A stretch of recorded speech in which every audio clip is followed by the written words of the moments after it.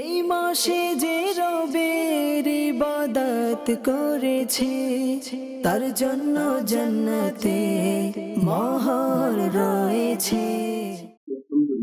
رب العالمين والصلاة والسلام على سيد المرسلين أما بعد فأعوذ بالله من الشيطان الرجيم بسم الله الرحمن الرحيم الصلاة والسلام عليك يا رسول الله وعلى آلك وأصحابك يا حبيب الله الصلاة والسلام عليك يا نبي الله وعلى آلك وأصحابك يا نور الله দূরেও কাছে দেশে ও প্রবাসে যে যেখানেই রয়েছেন সকলকে একরাশ প্রীতি ও শুভেচ্ছা জানিয়ে শুরু করছি অনুষ্ঠান।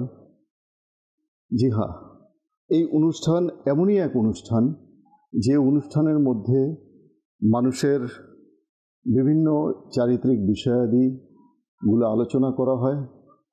আজও এর কোনো ব্যতয় ঘটবে না, খুব চমকপ্রদ একটা বিষয় নিয়েছি আমরা ইনশাআল্লাহুল করিম। কিন্তু কী সেই বিষয় শুনবো আমরা? চলুন প্রথমে দরুদে পাকের ফজিলত সম্পর্কে জেনে নিই। দরুদে পাকের অসংখ্য ফজিলত রয়েছে, lord of blessings of reciting দুরুদে পাক আপন বিলাভড প্রফেট সাল্লাল্লাহু তাআলা আলাইহি ওয়া আলিহি ওয়াসাল্লাম। যেমনটি আত-তারগীব ওয়া তারহিব কিতাবের মধ্যে এসেছে, উম্মতের শাফাআতকারী নবী করিম রউফুর রহিম সাল্লাল্লাহু তাআলা আলাইহি ওয়া আলিহি ওয়াসাল্লাম ইরশাদ করেন, যে ব্যক্তি এভাবে দরুদ শরীফ পাঠ করবে তার জন্য আমার শাফাআত ওয়াজিব হয়ে যাবে। সুবহানাল্লাহ। তাহলে চলুন আর দেরি কিসের, আমরা সেই দরুদে পাকটা চট করে আমরা পড়ে নিই। ঠিক আছে? তো আমার সাথে সাথে আপনারাও পড়ে নিন, সওয়াবের অধিকারী হয়ে যাবেন। আল্লাহুম্মা সাল্লি আলা মুহাম্মাদিন ওয়া আনজিলহু আল মাকআদা আল মুকাররাবা ইনদাকা ইয়াউমাল কিয়ামাহ।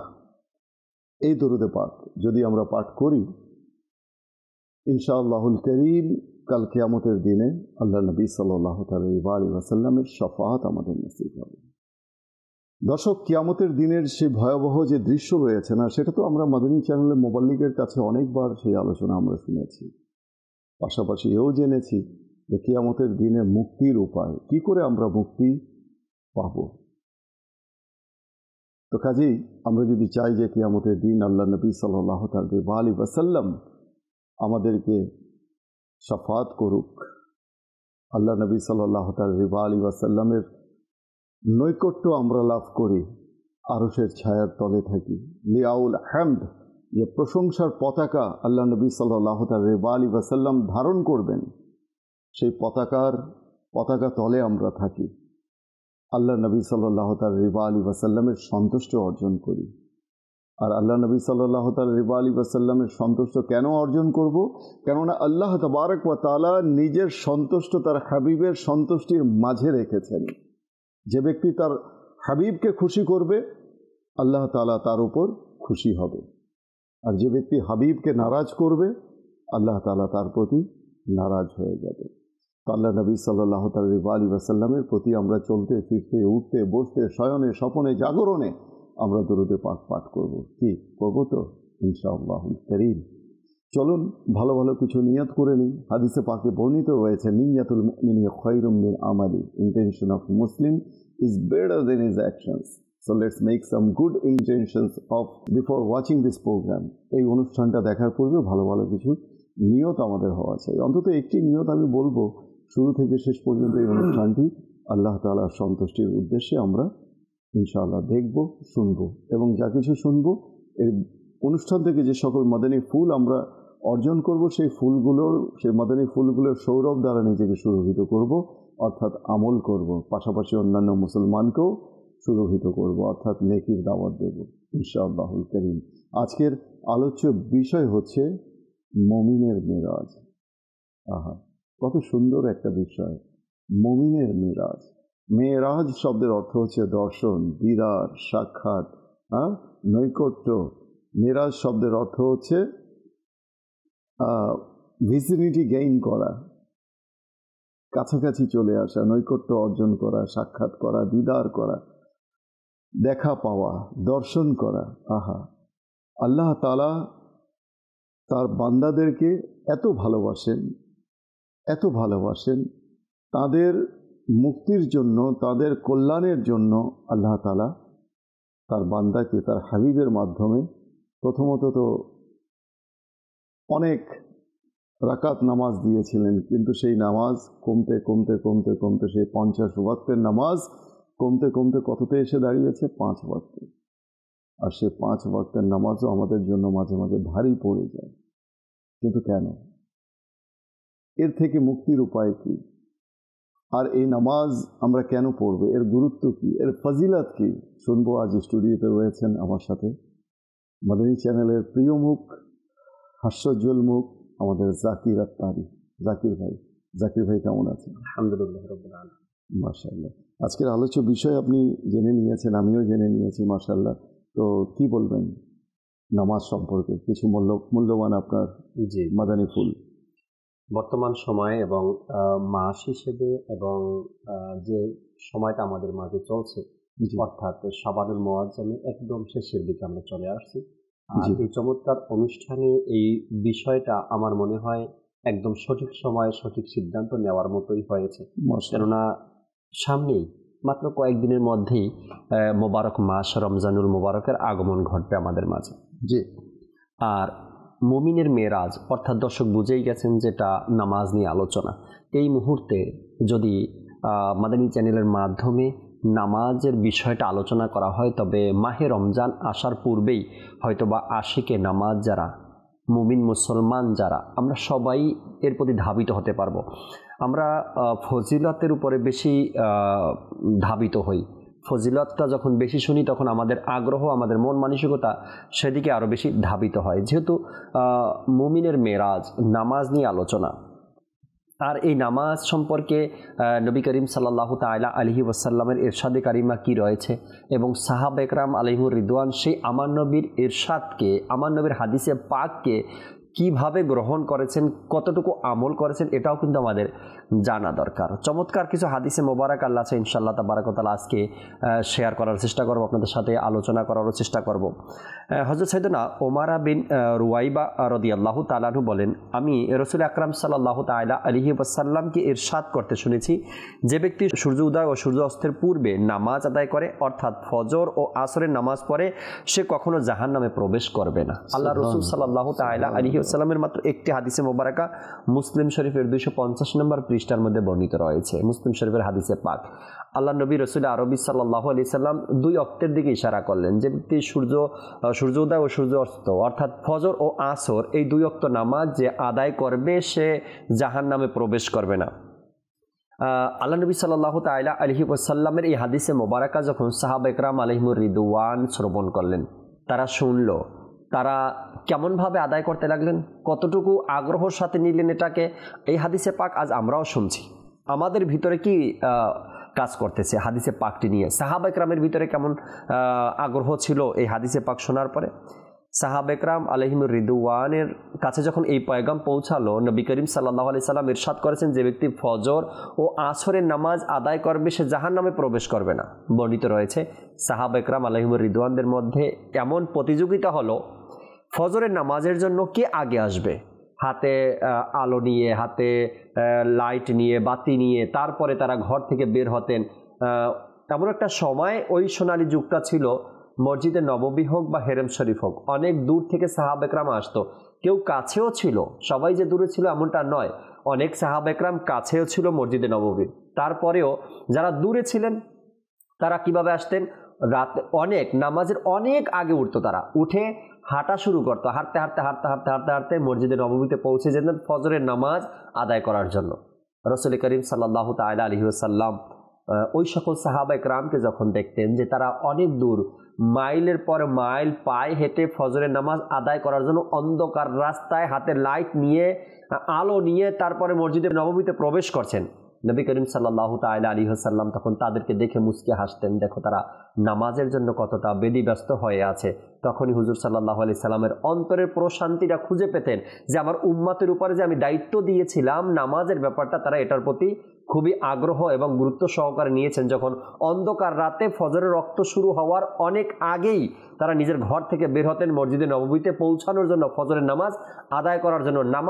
ফজরের নামাজ মসজিদে নববীতে আদায় করার জন্য তাদের মধ্যে প্রতিযোগিতা লেগে যেত, মানে কে আগে পৌঁছাবে মসজিদে নববীতে। তো এমন ছিল সাহাবা ইকরাম আলাইহিমুর রিদওয়ানদের মধ্যে নবী করিম সাল্লাল্লাহু আলাইহি সাল্লামের হাদিসে মোবারকার উপর আমল করার এক উৎসাহ, এক জজবা তাদের মধ্যে কাজ করতে। হযরত মুফতি আহমদ ইয়ার খান নঈমী রাহমাতুল্লাহি তাআলা আলাইহি এই হাদিসে পাকের ব্যাখ্যায় লিখেন, এটার দুটি অর্থ হতে পারে। একটি হলো নিয়মিত ফজর ও আসরের নামাজ আদায়কারী জাহান্নামে চিরস্থায়ীভাবে থাকা, জান্নাতে চিরস্থায়ীভাবে থাকার জন্য, আর জাহান্নাম থেকে চিরস্থায়ীভাবে দূরে সরে যাওয়ার জন্য, অর্থাৎ আল্লাহ তাআলা জাহান্নাম থেকে তাকে মুক্তি দিয়ে দেবে যদি যায়। তবে সুতরাং এই হাদিস শরীফে ওই হাদিসের বিপরীত নয় যে কিয়ামতের দিন কিছু লোক নামাজ নিয়ে আসবে, কিন্তু তাদের নামাজ হকদারের, অর্থাৎ তাদের হক ক্ষুণ্ণ করেছে তাদেরকে দিয়ে দিতে হবে।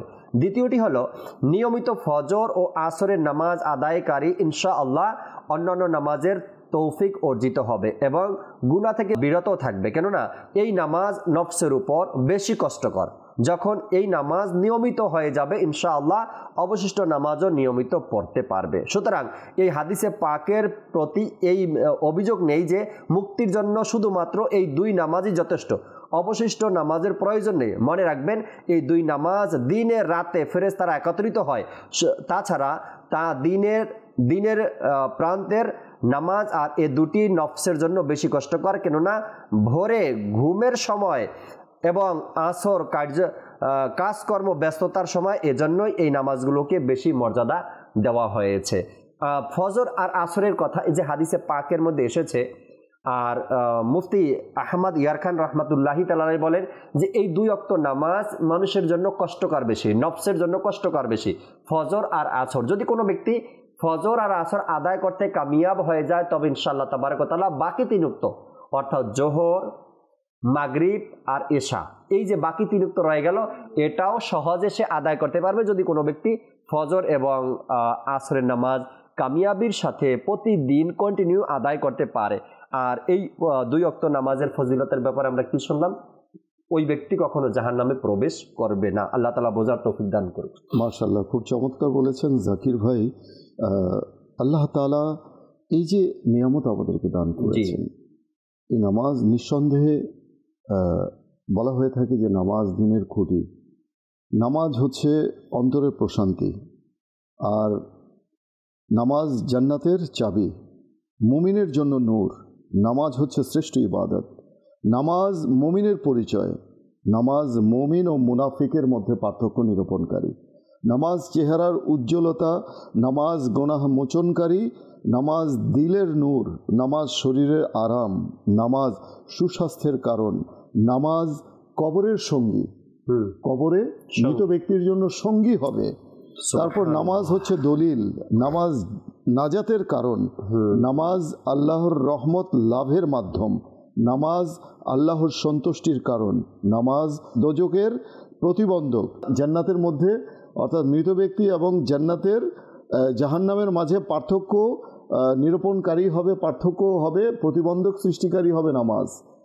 এরপরে বলা হয়েছে যে নামাজ দোয়া কবুলের মাধ্যম, নামাজ অত্যধিক নেকি অর্জনের হাতিয়ার, নামাজ আল্লাহর সান্নিধ্য লাভের সোপান, আর নামাজ মুমিনের মেরাজ। বহুল একটা প্রচলিত রয়েছে, বাক্য রয়েছে জাকির ভাই, আর সেটা হচ্ছে যে আসসালাতু মিরাজুল মুমিনিন। তো এই বহুল প্রচলিত এই বাক্যটা, এটা সম্পূর্ণ হাদিস দ্বারা সমর্থিত একটা বাক্য।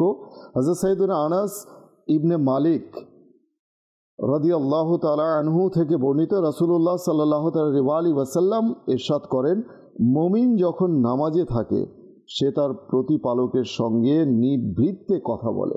বুখারী শরীফের হাদিস, যে মুমিন যখন নামাজ পড়ে তখন সে তার সৃষ্টিকর্তার সাথে আল্লাহ তাআলার সাথে, তার প্রতিপালকের সাথে, পালনকর্তার সাথে নিভৃতে কথা বলে, নীরবে কথা বলে। আল্লাহ তাআলা তা শোনেন এবং এই নামাজের মাধ্যমে বান্দা আল্লাহ তাআলার একেবারে নিকটতর হয়ে যায়। আল্লাহর বান্দা এই নামাজের মাধ্যমে বান্দা আল্লাহ তাআলার একেবারে নিকটতর হয়ে যায়।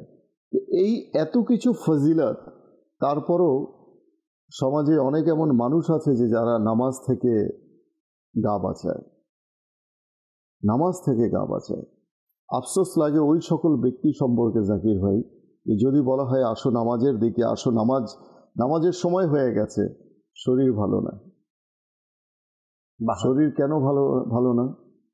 কিসের জন্য ভালো না? আচ্ছা, এমন তো নয় যে গোসল ফরজ হয়ে গেছে।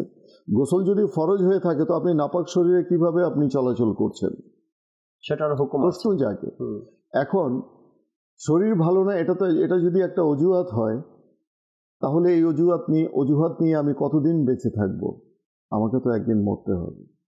আর আমি প্রায় সময় বলি যে মৃত্যু এমন একটা জিনিস যে পৃথিবীতে এটা নিয়ে কোনো মত পার্থক্য নেই। রাইট। কি আস্তিক বলেন, কি নাস্তিক বলেন, কি অবিশ্বাসী বলেন, কি বিশ্বাসী বলেন, সবাই কিন্তু একই বাক্যে কনফেস করে, স্বীকার করে যে মৃত্যু অনিবার্য, মৃত্যু অবধারিত। তো সেই মৃত্যুর জন্য, মৃত্যুর আগে মৃত্যুর প্রস্তুতি, কবরে যাওয়ার আগে কবরের প্রস্তুতি, অর্থাৎ কবরকে আমি যে যাব, আমাকে যে কিয়ামতের আগ পর্যন্ত কবরে থাকতে হবে, সেই কবরটাকে তো আমি আলোকিত করলাম না, সেই কবরটাকে তো আমি জান্নাতের বাগানে পরিণত করলাম না। অথচ কবর, কিতাবের মধ্যে এসেছে যে কবর কি হবে? আযাবের এক টুকরা হবে, দোজখের একটি টুকরা হবে কবর।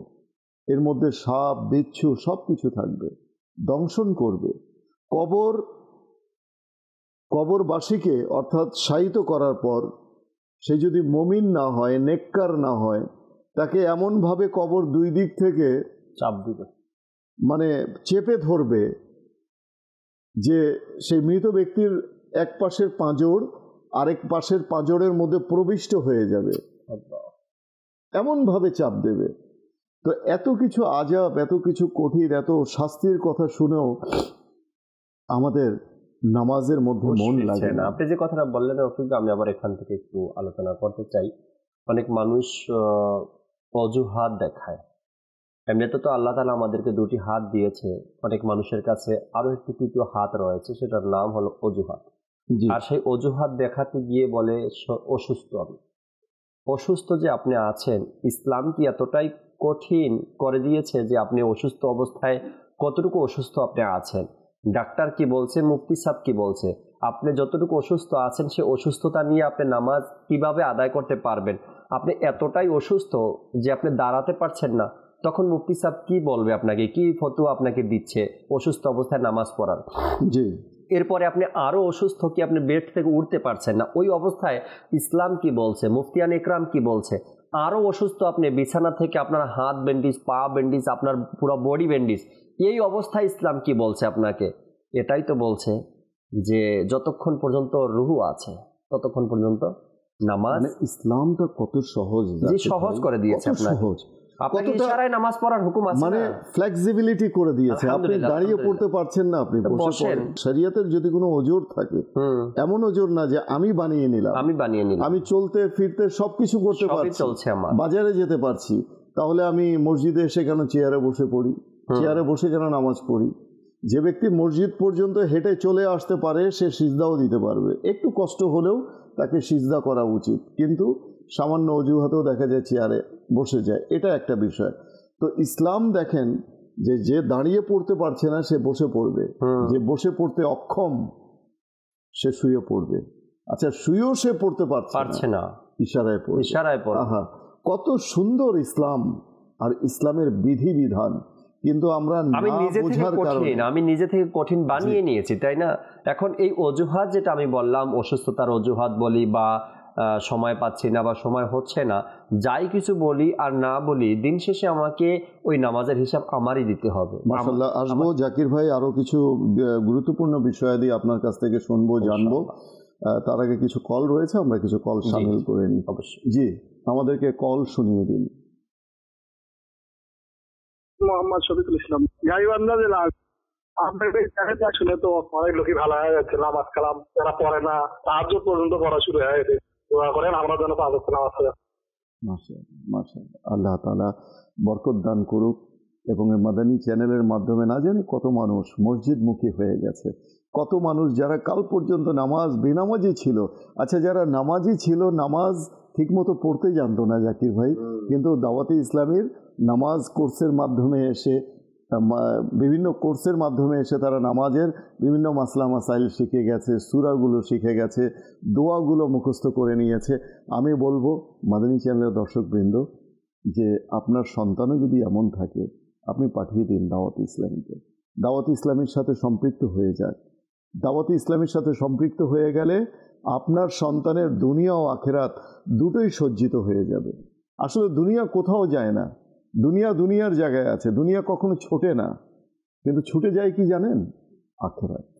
দিন ছুটে যায় মানুষের থেকে, দুনিয়া কিন্তু ছোটে না মৃত্যুর আগ পর্যন্ত। আমি দেখেছি মানে দুনিয়ার অজুহাতে দিন ছুটে যায়, কিন্তু দিনের অজুহাতে কখনো দুনিয়া ছোটে না।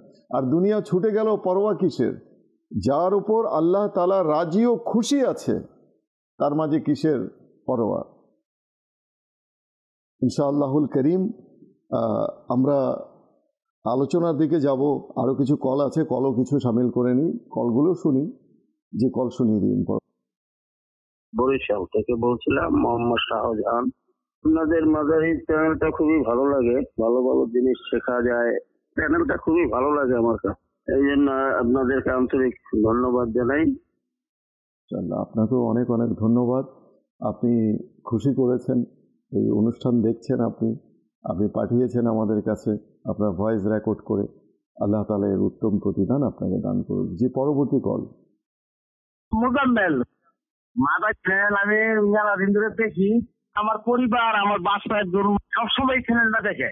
আপনারা যে আলোচনা করেন সেগুলো আমার তো খুব ভালো লাগে। আল্লাহ কেমন এখন তো যাতে চ্যানেলটা আল্লাহ যাতে রাখে, আমি দোয়া করি। আমিন আমিন। আল্লাহ তাআলা আমাদের সকলকে মাদানী চ্যানেলের সাথে সম্পৃক্ত রাখুক, আমাদের সবাইকে দেখার তৌফিক দান করুক। জাকির ভাই, একটা আমরা যদি কালাম শুনে নিই তাহলে কেমন? অবশ্যই অবশ্যই, দর্শক অপেক্ষায় আছে। মাশাআল্লাহ, আমাদেরকে একটি কালাম শুনিয়ে দিন। মৌলা মৌলা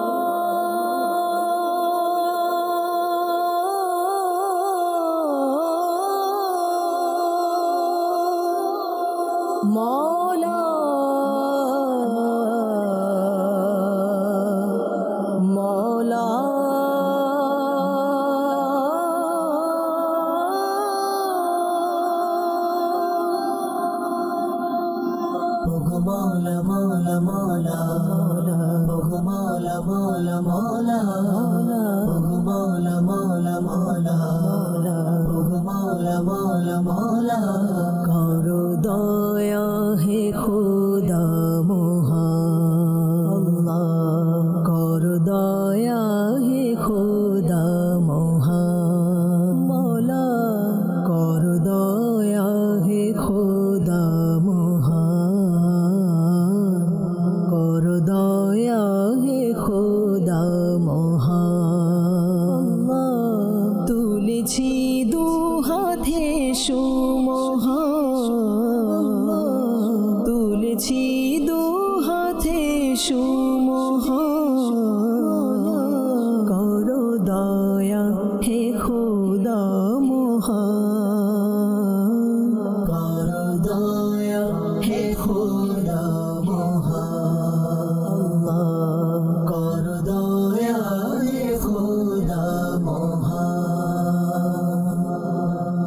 মৌলা মৌলা মৌলা মৌলা মৌলা মৌলা মৌলা মৌলা মৌলা মৌলা মৌলা মৌলা এই জমিনার এই আসমান তোমার অধীনে খোদা মহান, এই জমিনার এই আসমান মৌলা তোমার অধীনে খোদা মহান, সবার প্রতি তুমি মেহেরবান, যাব কোথায় বলো রহমান,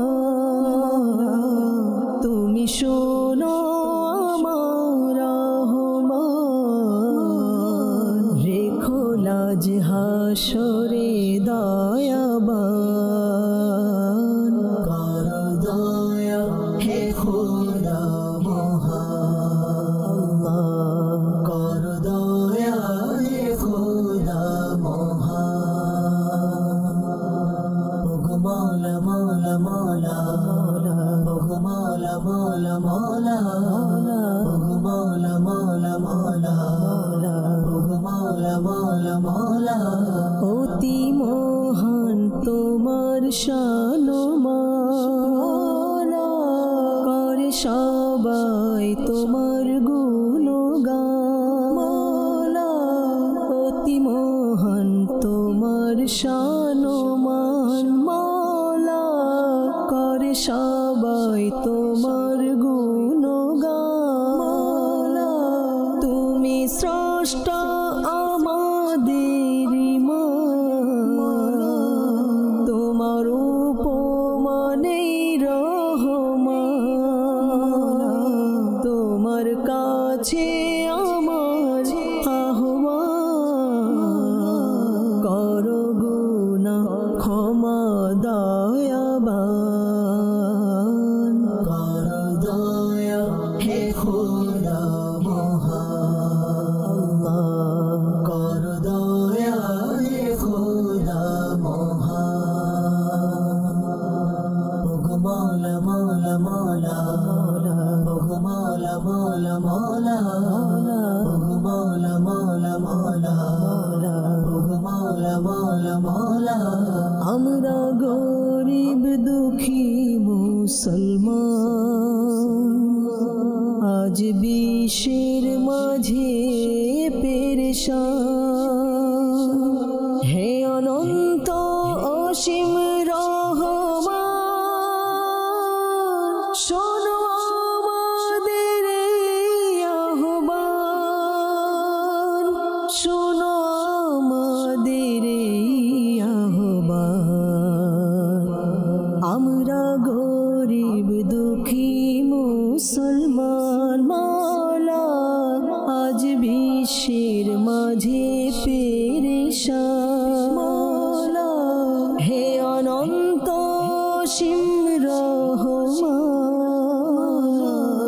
শোনো আমাদের আহ্বান। দাও না শক্তি এমন শক্তিমান, যেন গাই ইসলামের জয়গান।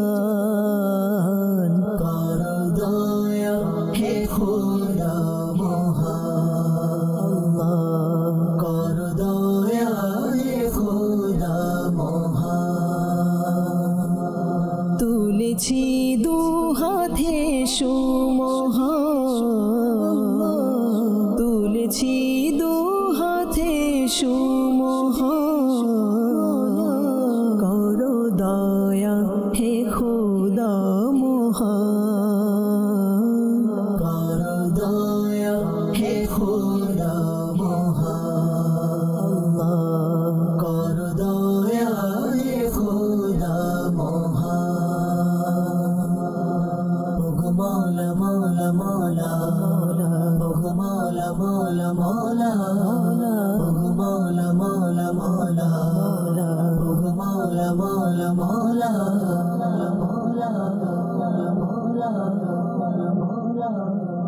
সুবহান আল্লাহ, সুবহান আল্লাহ। আল্লাহ তাআলার প্রশংসা, আল্লাহ তাআলার হামদ, আল্লাহ তাআলার সানা আমরা শুনছিলাম। আর এই ধরনের যে হামদে বারি তাআলা রয়েছে, আল্লাহ করুক আমাদের সবার অভ্যাস যেন হয়ে যায়। গান বাজনা সিনেমা নাটক থেকে যেন আমরা তওবা করে ফিরে আসি। আল্লাহ তাআলা আপনাকে আমাকে আমাদের সবাইকে সেই তৌফিক নসিব করুক।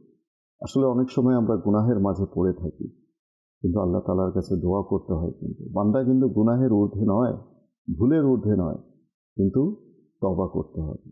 তওবা করলে আল্লাহ তাআলা যখন সামর্থ্য দেবে, তৌফিক দিবে, তখন সেই বান্দা গুনাহ থেকে বিমুখ হয়ে, গুনাহ থেকে বিরত থেকে, তখন সে নেকির দিকে, নেক পথে ধাবিত হয়।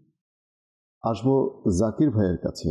জি জাকির ভাই, আরও কিছু আলোচনা যদি আমাদেরকে একটু জি বলেন। ইনশাআল্লাহ তাআলা। নামাজের ফজিলতের ব্যাপারে এই জন্য ফজিলত নিয়ে আলোচনা করছি। আজ আপনিও কথা বলবো যে সামনে মাহে রমজান, এখন থেকে যদি বান্দা অ্যাক্টিভ হয় যে সামনে রমজান, কিভাবে আমি 5 ওয়াক্ত নামাজকে আঁকড়ে ধরতে পারি। একটি হাদিসে পাক বলতে চাই এখানে। পূর্ণিমার চাঁদ হয়তো শহরবাসীর জন্য এত নসিব হয় না পূর্ণিমার চাঁদ দেখা। যারা গ্রামের মানুষ ঠিকই পূর্ণিমার চাঁদকে, যাদের চাঁদের সাথে একটা সম্পর্ক না, আমি এদেরকে দেখছি এরা চাঁদকে খুব ভালোবাসে, চাঁদের দিকে তাকিয়ে থাকে, অনেক সময় ধরে তাকিয়ে থাকে। ছোটবেলাতে দেখতাম অনেক মানুষ চাঁদ দেখার এক আগ্রহ নিয়ে যেত, শহরে এটা পাওয়া যায় না। এটার একটা কারণ হচ্ছে এই জাকির ভাই, জি বলা হয় যে out of sight out of mind, মানে চোখের আড়াল হলে কিন্তু মনের আড়াল হয়। চাঁদকে ভালোবাসে না এমন কোনো মানুষ নেই, কবি সাহিত্যিক সবাই কিন্তু চাঁদ নিয়ে অনেক লেখালেখি। শহরেরও মানুষ অনেকেও চাঁদ পছন্দ করে, যাদের বেলকনি আছে, যাদের বারান্দা আছে, তারা দেখে। তো সবচেয়ে বড় কথা হলো যারা দেখেনি, অনেক দিন হয়ে গেছে চাঁদ দেখেনি, তারা তো চাঁদের কথাই ভুলে যাবে, এটাই স্বাভাবিক। কিন্তু দেখা দরকার, তাদেরও দেখা দরকার। কেন? আল্লাহ রসুল সাল্লাল্লাহু আলাইহি সাল্লামের সুন্নাতে মোবারকা চাঁদ দেখা, আর যদি সেটা হয় পূর্ণিমার চাঁদ। রসুল করিম সাল্লাল্লাহু আলাইহি সাল্লাম পূর্ণিমার চাঁদ আলোচনা নামাজের, আপনি পূর্ণিমার চাঁদের আলোচনা কেন নিয়ে আসছেন? এই জন্য নিয়ে আসছি, একটি চমৎকার হাদিসে পাক এই পূর্ণিমার চাঁদের সাথেই রিলেটেড। হযরত সাইয়েদনা জারির বিন আব্দুল্লাহ রাদিয়াল্লাহু তাআলা আনহু বর্ণনা করেন, আমি রাসূল পাক সাল্লাল্লাহু তাআলা আলাইহি ওয়াসাল্লামের খিদমতে উপস্থিত ছিলাম। হুজুর নূর সাল্লাল্লাহু আলাইহি সাল্লাম পূর্ণিমার রাতের চাঁদের দিকে তাকিয়ে ইরশাদ করলেন, অতি শীঘ্রই কিয়ামতের দিন তোমরা আপন প্রতিপালককে এভাবেই দেখবে যেমনিভাবে এই চাঁদকে দেখছ। তবে যদি তোমাদের দ্বারা সম্ভব হয় তবে ফজর ও আসরের নামাজ কখনোই ত্যাগ করিও না। অতঃপর হযরত সাইয়েদনা জারির বিন আব্দুল্লাহ রাদিয়াল্লাহু তাআলা আনহু এই আয়াতে মোবারকা পাঠ করলেন, যার তর্জমা কানজুল ঈমান থেকে। আর আপন প্রতিপালকের প্রশংসা সহকারে তার পবিত্রতা ঘোষণা করুন সূর্য উদয়ের পূর্বে এবং তা অস্তমিত হবার পূর্বে। অর্থাৎ মুসলিম শরীফের হাদিসে মোবারকা শুনলাম আমরা, এবং একটি আয়াতের তর্জমাও আমরা শুনলাম 16 পারা থেকে। নবী করিম সাল্লাল্লাহু তাআলা আলাইহি ওয়াসাল্লাম পূর্ণিমার চাঁদের দিকে তাকিয়ে বললেন যে তোমরা অতি শীঘ্রই, অর্থাৎ কিয়ামতের ময়দানে আল্লাহ তাবারক ওয়া তাআলার দিকে, অর্থাৎ স্রষ্টার দিকে এভাবে তাকিয়ে থাকবে, প্রতিপালকের দিকে তাকিয়ে থাকবে যেভাবে আজ তোমরা চাঁদকে দেখছো। আর এই সৌভাগ্য তাদেরই হবে যারা ফজর এবং আসরের নামাজ আদায় করবে। মুফাসসিরগণ এই হাদিসে পাকের এই অংশে প্রিয় নবী সাল্লাল্লাহু আলাইহি ওয়াসাল্লাম পূর্ণিমার রাতের চাঁদের দিকে তাকালেন, এই ব্যাখ্যায় বলেন আল্লাহ পাকের চাঁদ আকাশের চাঁদকে দেখলেন, ডুবন্ত স্বল্প আলোর চাঁদকে সেই চাঁদ দেখছে, যে চাঁদ না অস্তমিত হয়, না যার উজ্জ্বলতায় স্বল্পতা আসে। প্রকাশ্যে আলোকিত চাঁদকে সেই চাঁদ দেখছে যা মন ও প্রাণ, আত্মা ও ঈমানকে আলোকিত করে।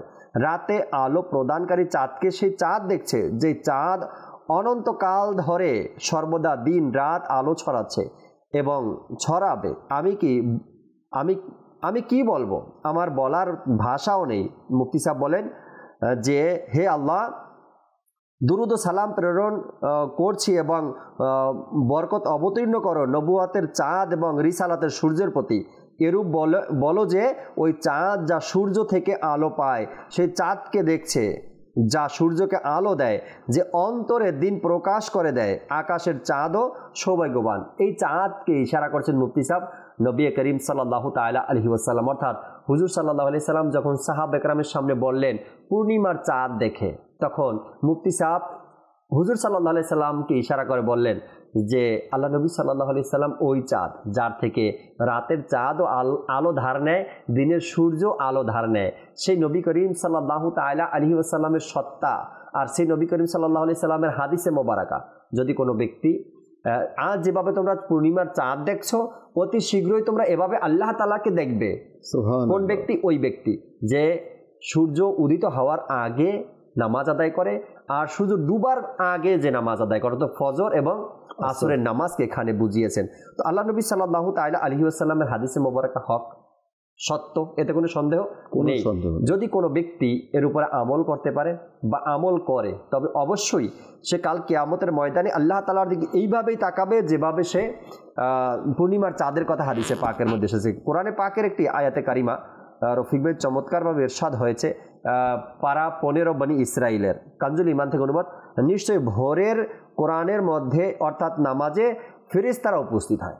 যে ফজরের নামাজ এখানে বলা হয়েছে, ফজরের নামাজে ফেরেশতারা উপস্থিত হয়। এরপরে আসরের নামাজ প্রসঙ্গে ইরশাদ হয়েছে, এটা সূরা দ্বিতীয় পারা সূরা বাকারার মধ্যে। কানজুল ইমান থেকে অনুবাদ, সজাগ দৃষ্টি রেখো সকল নামাজের প্রতি আর মধ্যবর্তী নামাজের প্রতি, কেননা সেখানে ফেরেশতা নাজিল হয়। এই দুই নামাজের ব্যাপারে, ফজর এবং আসরের ব্যাপারে এসেছে হাদিসে মোবারকার মধ্যে, এই দুই নামাজে ফেরেশতা নাজিল হয়, ফেরেশতা আসে।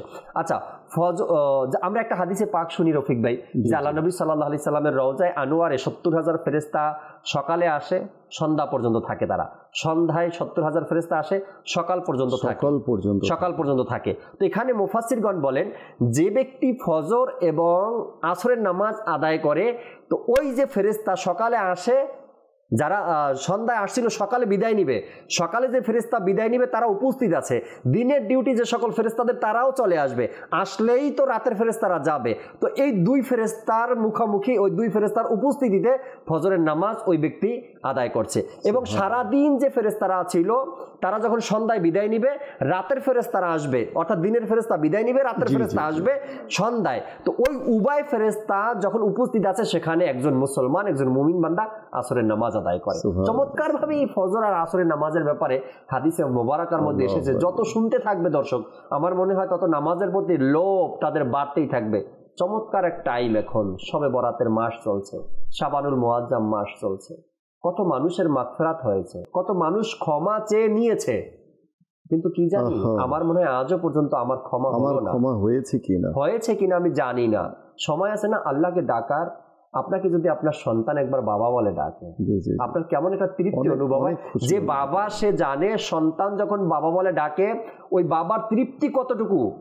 আর যখন আপনি আপনার স্রষ্টাকে ডাকবেন, আল্লাহ মাওলা, কেউ নেই, ঘরের লাইট অফ আছে, বাতি বন্ধ আছে, অন্ধকার ঘর আছে, মাওলা আমি তোমাকে ডাকছি মাওলা, রমজান মাস আসার আগে তুমি আমাকে মাফ করে দাও না মাওলা, আমাকে মাফ করলে আল্লাহ তোমার কাউকে হিসাব দিতে হবে না।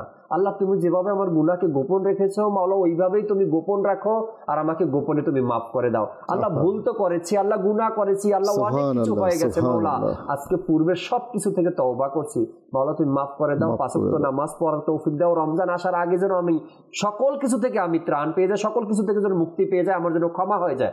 একবার ডাকেন না, একবার ডাকেন। হাদিসে পাকের মধ্যে আসছে, বান্দা যখন ডাকে আল্লাহ তখন বান্দার দিকে ধাবিত হয়, বান্দার দিকে ধাবিত হয়।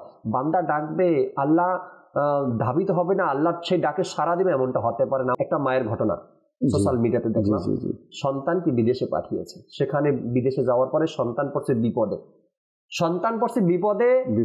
বিদেশে গিয়ে তা কত দূরে, বাংলাদেশ থেকে হাজার হাজার কিলোমিটার দূরে, হয়তো বিমানে গেলেও মনে হয় 20 ঘন্টা 25 ঘন্টা সময় লেগে যায়, এত দূরে সন্তান বিপদে পড়েছে। কুমিল্লার ঘটনা এটা। মা যখন শুনছে যে আমার সন্তান বিপদে আছে, মা যেতে পারবে কিনা, কিভাবে যাবে, ভিসা কোথায় পাবে, কিচ্ছু মানে নাই, মা রওনা করছে, নিজ সন্তানকে সেখান থেকে বাঁচিয়ে দেশে নিয়ে আসছে। আর সোশ্যাল মিডিয়া পুরো দুনিয়াবাসীকে দেখালো যে মা তার সন্তানকে কিভাবে বাঁচালো। সেই মায়ের ভালোবাসা, সেই মায়ের ভালোবাসার তুলনায় আল্লাহর ভালোবাসা হাজার হাজার গুণ বেশি। সে আল্লাহকে যদি একবার ডাকেন না মন থেকে, এখান থেকে আসতে হবে, আল্লাহ অনেক কিছু হয়ে গেছে মাওলা, জীবনে অনেক ভুল করছি, না বুঝে করছি, বুঝে করছি, মাওলা মাফ করে দাও, সামনে রমজান আছে, আল্লাহ তুমি ক্ষমা করে দাও। আল্লাহ ক্ষমা করে দিবেন, আল্লাহ মেহেরবান, আল্লাহ ক্ষমা করে দিবেন। কিন্তু আমরা সেই ডাকটা কখন আসবে কে জানে, সেই ভালোবাসার ডাক কখন আসবে। একটু চেষ্টা করে দেখেন, হয়তো বা হয়ে যেতে পারে। মাগফিরাত যদি পেয়ে যান রমজানের আগে আরো ভালো, রমজান থেকে আল্লাহ চাই ইনশাআল্লাহ আল্লাহ তাআলার ইবাদতের মধ্যে আরো মন লাগবে, দিল লাগবে। সবচেয়ে বড় কথা জাকির ভাই, যে আল্লাহ তাআলার প্রতি বান্দার ধারণা যেমন থাকবে, আস্থা যেমন থাকবে, বিশ্বাস যেমন থাকবে, ঠিক সে তেমনই পাবে, তেমনটাই পাবে। এখন যদি কেউ আল্লাহ তাআলাকে রহমানুর রাহিম মনে করে, যে আল্লাহ তাআলা অনেক বড় মেহেরবান, আল্লাহ তাআলা অনেক বড় ক্ষমাশীল, তাহলে নিঃসন্দেহে আল্লাহ তাআলা তাকে ক্ষমা করে দেবে। এখানে নিরাশ হওয়া, হতাশ হওয়ার কোনো ওয়ে নেই, কোনো অবকাশ নেই। আল্লাহ তাআলা নিরাশ হতে নিষেধ করেছেন কোরআনুল কারীমে, হতাশ হতে নিষেধ করেছেন। মাদানী চ্যানেলের দর্শক শ্রোতা, দেখছি অনুষ্ঠান, আর আজকের আলোচ্য বিষয় রয়েছে মুমিনের মেরাজ। সঙ্গেই থাকুন ইনশাআল্লাহুল করিম। কিছু কল আছে জাকির ভাই, কলগুলো শামিল করে আবার আপনার কাছে আসছি। যে কল শুনিয়ে দিন। আমি ঢাকা গাজীপুর কোনাবাড়ি থেকে বলছিলাম।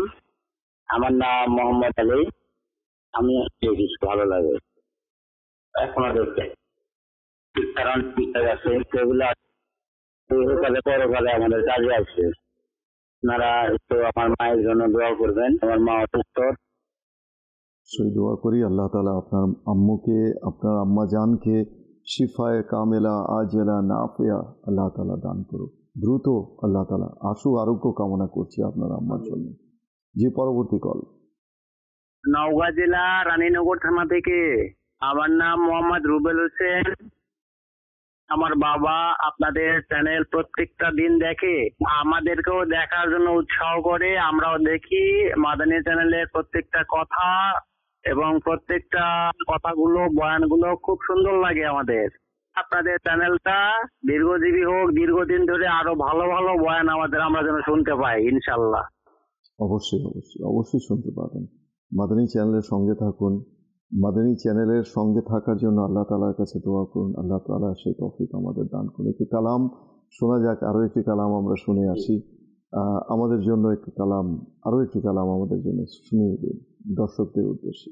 তোমার প্রিয় দরবার কত যে আলিশান, ফিরে না খালি কে হে হাবিবে রহমান। তোমার প্রিয় দরবার ইয়া রাসূল কত যে আলিশান, ফিরে না খালি কে হে হাবিবে রহমান। মরণ কালে যখন ধোঁকা দিবে শয়তান, দেখা দিয়ে তুমি করো রক্ষা ঈমান।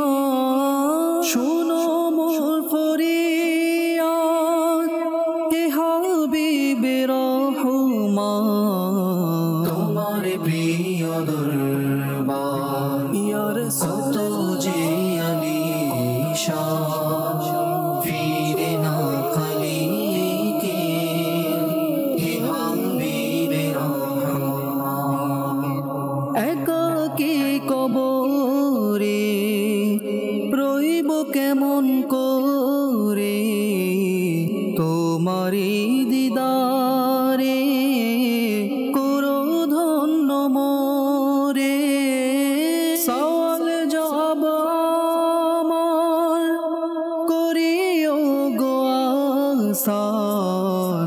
তোমার প্রিয় দরবার ইয়া রাসূল যে আলিশান, ফিরে না খালি কে হে হাবিবে রহমান। উঠিব হাসরে গুনাহ নিয়ে শিরে, পিতা মাতা সবাই ভুলে যাবে মোরে। ভুলিও না আমায় হে নবী দোজাহান। তোমার প্রিয় দরবার ইয়া রাসূল যে আলিশান, ফিরে না খালি কে হে হাবিবে রহমান। আমি এক নগণ্য, তুমি তো অনন্য, আমি নেকি শূন্য, তুমি নেকি পূর্ণ। হাসরে মাঠে তুমি রাখিও আমার মান। তোমার প্রিয় দরবার ইয়া রাসূল যে আলিশান, ফিরে না খালি কে হে হাবিবে রহমান। হাসরে মাঠে যখন করব ছোটা ছুটি, রাখিও মাথায় মোর নূরের হাতে দুটি, হাসরে মাঠে যেন আমি না হই গো পেরেশান। তোমার প্রিয় দরবার ইয়া রাসূল যে আলিশান, ফিরে না খালি কে হে হাবিবে রহমান। পিপাসায় যখন হব আমি কাতর, পান করায় কাউসার ওহে দয়ার সাগর। তোমারে তুম্মত যদিও না ফরমান, তোমার প্রিয় দরবার ইয়া রাসূল যে আলিশান, ফিরে না খালি কে হে হাবিবে রহমান। সুবহানাল্লাহ, সুবহানাল্লাহ। আল্লাহ তাআলা আমাদের সকলকে গুনাহ থেকে আল্লাহ তাআলা তওবা করার এবং নেককার হওয়ার তৌফিক দান করুন। আর পাশাপাশি একটি দোয়া সব সময় করবেন, সব সময়। দেখুন, আমির আহলে সুন্নাত শেখে তরিকত হযরত আল্লামা মাওলানা মোহাম্মদ আবু বিলাল মোহাম্মদ ইলিয়াস আত্তার কাদেরী দামাত বরকাতুহুমুল আলিয়া বলেন যে দোয়ার জন্য হাত তোলা এটা হচ্ছে আদব। আপনি হাত তোলা ব্যতি রেখেও আপনি চলছেন ফিরছেন, আপনি দোয়া করতে পারেন। হাত তোলাটা শর্ত নয়, তবে হাত তোলাটা হচ্ছে আদব। এটা সুন্নত ও আদবের মধ্যে এসেছে। হাত তুলে দোয়া করাটা অনেক বেশি উত্তম। তবে হাত না তুলেও আপনি যখন রাস্তা দিয়ে হাঁটছেন তখন আপনি কিভাবে হাত তুলবেন? তো সেজন্য চলন্ত অবস্থাতেও হাঁটতে হাঁটতেও আপনাকে দোয়া করার অভ্যাস করতে হবে যে আল্লাহ আমাকে নেককার বানিয়ে দাও, আল্লাহ আমাকে নামাজি বানিয়ে দাও, আশিকে নামাজ বানিয়ে দাও। আমরা যেমন দুনিয়ার আশিক হই, টাকা পয়সার আশিক হই, সব কিছুরই তো একটা ইশক, একটা ভালোবাসা, প্রেম থাকে। এক একজন মানুষ, কেউ প্রকৃতি প্রেমী, প্রকৃতকে ভালোবাসে, কেউ অর্থর পিছনে ছুটছে, কেউ কিছু করছে তো কেউ কিছু করছে। তো প্রত্যেক মানুষের একটা ঝোঁক থাকে। তো আল্লাহ তাআলা আমাদেরকে নামাজের প্রতি আসক্ত করে দিন, দোয়া করতে হবে। এডিক্টেড, আমরা যেন এডিক্টেড হয়ে যাই, নামাজ ছাড়া যেন আমরা কিছুই না বুঝি। যখনই সময় পেলাম ওয়াজু করে 2 রাকাত নামাজ আদায় করে নিলাম। মসজিদে প্রবেশের পূর্বে ওয়াজু করে মসজিদে প্রবেশ করে 2 রাকাত দুখলুল মসজিদ আদায় করে নিলাম। এভাবে আমরা যদি আমাদের জীবনে, বুজুর্গানে কেরাম কিন্তু তাই করতেন, যখনই সুযোগ পেতেন, যখনই সময় পেতেন, বাস আল্লাহর দরবারে মাথা ঝুঁকিয়ে দিতেন। আহা, আল্লাহ তাআলা আমাদেরকে বোঝাতে। নামাজ তো পড়ে দেখি আমরা। আর সবচেয়ে বড় কথা হলো যে আল্লাহ তাআলা কিন্তু তৌফিক যদি না দেয়, হতে পারে একজন মানুষ যখন নামাজ থেকে দূরে সরে যায় তাহলে তাকে বুঝতে হবে এটা আল্লাহ তাআলার সন্তুষ্টি নয় যে আমি নামাজ থেকে দূরে সরে গেলাম, আমি নামাজ থেকে বিমুখ হয়ে গেলাম। এখানে বোঝার কোনো ওয়ে নেই যে আল্লাহ তাআলা আমার প্রতি সন্তুষ্ট। বরং যখন আপনি নামাজের মধ্যে লেগে থাকবেন, রমজানের পরেও যদি আপনার থেকে নামাজ কাজা না হয়, আপনার দ্বারা কোনো নামাজ যদি না ছুটে যায়, তাহলে বুঝতে হবে আপনার রমজানের ইবাদত কবুল হয়ে গেছে, আল্লাহ কবুল করে দিয়েছেন। সারা বছর এভাবে নামাজের উপর কায়েম ও দায়েম থাকতে হবে। হাদিসে পাকে এসেছে যে সেজদায় ব্যবহৃত অঙ্গ প্রত্যঙ্গকে আল্লাহ পাক দোজখের আগুন থেকে হারাম করে দিয়েছেন। আহা, সেজদার মধ্যে যে অঙ্গ প্রত্যঙ্গ আমাদের কি কি লাগে সেজদার মধ্যে? কপাল লাগে, নাক লাগে, হ্যাঁ, 2 হাতের তালু লাগে, হাঁটু লাগে, তারপর পায়ের আঙুলগুলো লাগে সিজদার মধ্যে। এই অংশগুলো যদি জাহান্নামে না যায়, বাকি বডি, তাহলে বাকি বডি কি জাহান্নামে যাবে? আল্লাহ না, এমনটা না। আল্লাহ তাআলা ওই অঙ্গগুলোর ওয়াসিলায় আল্লাহ তাআলা তার সম্পূর্ণ দেহকে জাহান্নাম থেকে জাহান্নামের উপর হারাম করে দিয়ে জান্নাতে সুবহানাল্লাহ, যাওয়ার অনুমতি দিয়ে দেয় আল্লাহ তাআলা। তো নামাজ তো পড়ে দেখুন, সত্যিকার কথা যেটা, মানে you believe it or not, you support it or not, I don't know, দুনিয়াতে যে যাই কিছু পেয়েছে নামাজের মাধ্যমে পেয়েছে, ধৈর্যের মাধ্যমে পেয়েছে, দোয়ার মাধ্যমে পেয়েছে। নামাজ নামাজ এমন একটা ইবাদতের মূল বলা হয় নামাজকে।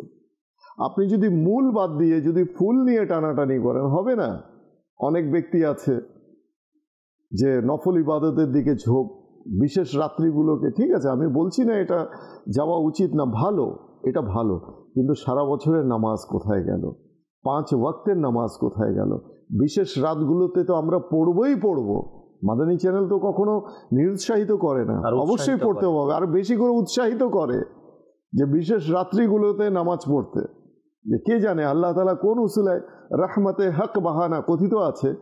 কবি বলেছেন যে রাহমাতে হক বাহানা মি জুয়েদ, রাহমাতে হক বাহা না মি জুয়েদ। আল্লাহ তাআলার রহমত কখনো ইবাদতের মূল্য তালাশ করে না যে আপনি কত বড় ইবাদত করেছেন, বরং আল্লাহ তাআলা তো ক্ষুদ্রাতে ক্ষুদ্র অজুহাত তালাশ করে, নেকি তালাশ করে, যে কোন এমন ক্ষুদ্রাতে ক্ষুদ্র আপনি নেকি, আপনি রাস্তা দিয়ে হেঁটে যাচ্ছেন, একটা কলার খোসা তুলে আপনি ডাস্টবিনে ফেলে দিলেন, আহা, আল্লাহ তাআলার কাছে ওই ইবাদত পছন্দ হয়ে গেল, আর আপনার সমস্ত জীবনের গুনাহ খাতাকে আল্লাহ মাফ করে দিলেন। তা আল্লাহ তাআলা কাকে জান্নাতে দেবেন, কাকে জাহান্নামে পাঠাবেন, সেটা তো মানে আমাদের হেডেক করে কোনো লাভ নেই। আমি নিজের ব্যাপারে ভাবি, আপনি নিজের ব্যাপারে ভাবেন, আরেকজনের ব্যাপারে ভেবে কোনো লাভ নেই। আমি নিজেকে আগে শুধরাই না।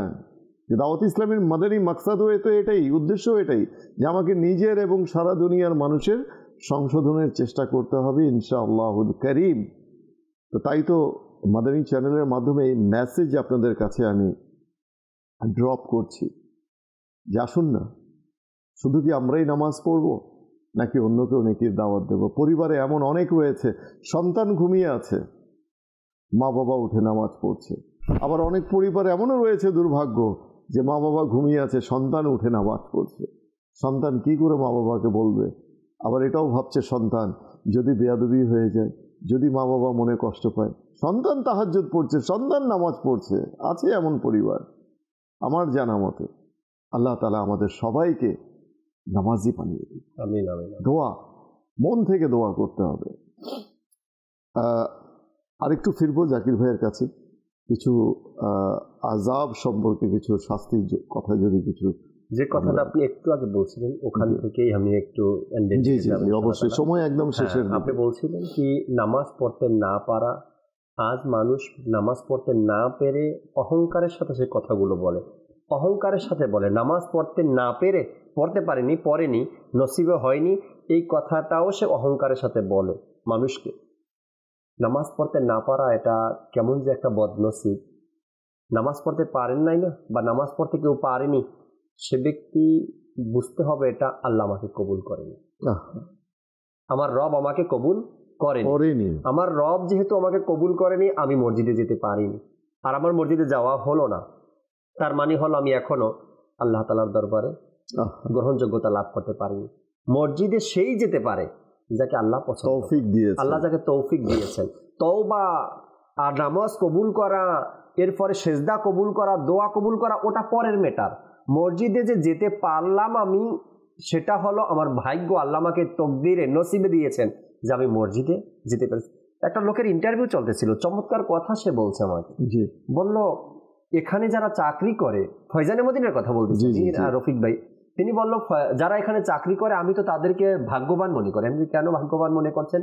এ বলতেছে এই জন্য ভাগ্যবান মনে করছি, আমরা যে চাকরি করছি আমরা একটা জগতে আছি, মিডিয়ার জগতের অন্য একটা জগতে আমরা আছি। যারা এখানে চাকরি করছে তারা ভাগ্যবান এই জন্য যে কমপক্ষে 3-4 বার তাদের মসজিদের সাথে দেখা হয়। আমাদের তো মাস পার হয় যা মসজিদের সাথে দেখাই হয় না আমাদের। তো ভাগ্য এটা। আল্লাহ তাআলা যাকে দয়া করেন, আল্লাহর ঘরে তাকে ডেকে নিয়ে আসেন, 2 রাকাত হোক আর 4 রাকাত হোক, যত রাকাত নামাজ হোক, ওই নামাজের জন্য ডেকে নিয়ে আসে বান্দাকে, হ্যাঁ পছন্দনীয় বান্দাকে ডেকে নিয়ে আসে। আর যার মসজিদে যাওয়ার মতো তৌফিক হয় না, নসিব হয় না, তাকে একবার ভাবা উচিত, চিন্তা করা উচিত যে আমি কতটা দূরে আছি, আল্লাহ আমাকে এখনো। একটা হাদিসও আছে জাকির ভাই, আল্লাহ নবী সাল্লাল্লাহু আলাইহি ওয়াসাল্লাম ইরশাদ করেন, মান ইউরিদিল্লাহু বিহি খায়রান ইউফাক্কিহু ফিদ্দীন, যে আল্লাহ তাআলা যে বান্দার প্রতি কল্যাণ করার ইচ্ছে পোষণ করেন, তার অন্তরে দিনের ভালোবাসা, দিনের বোধ মানে উপলব্ধি, দিনের প্রতি মমত্ববোধ, দিনের প্রতি ভালোবাসা, দিনের প্রতি উপলব্ধি আল্লাহ তাআলা দান করে দেন। সুবহানাল্লাহ, সুবহানাল্লাহ। যে কথাটা বললেন এই হাদিসে পাকের মানে দ্বারা এটাই আমরা বুঝতে পারছি এবং বোঝাচ্ছি মাদানী চ্যানেলের দর্শকদের। দর্শক, দেখতে দেখতে একেবারে সময়ের আমরা শেষ লগনে চলে এসেছি, শেষ প্রান্তে, শেষ সময়ে চলে এসেছি। মাদানী চ্যানেল তো আমরা সারা জীবনই দেখছি, দেখবো। যদি সময় থাকে দুটি হাদিস বলার ছিল আমার, অবশ্যই। মাগরিবের নামাজ নিয়ে এবং ইশারের নামাজ নিয়ে। হুজুর সাল্লাল্লাহু আলাইহি সাল্লাম মাগরিবের নামাজের ব্যাপারে ইরশাদ করেছেন যে চমৎকার হাদিসে পাক, যখন কেউ শুনবে এই মাগরিবের নামাজের ফজিলতের কথা, আল্লাহ নবী সাল্লাল্লাহু আলাইহি সাল্লাম ইরশাদ করেছেন মাগরিবের নামাজের ব্যাপারে যে যে ব্যক্তি মাগরিবের নামাজ জামাত সহকারে আদায় করলো তার জন্য মকবুলকৃত হজ ও উমরার সওয়াব লিখে দেওয়া হবে। সুবহানাল্লাহ, সুবহানাল্লাহ। যেন আবার এটাও বলছেন, আর এটা এমন যেন সে সবে কদরের রাত্রে ইবাদত করে।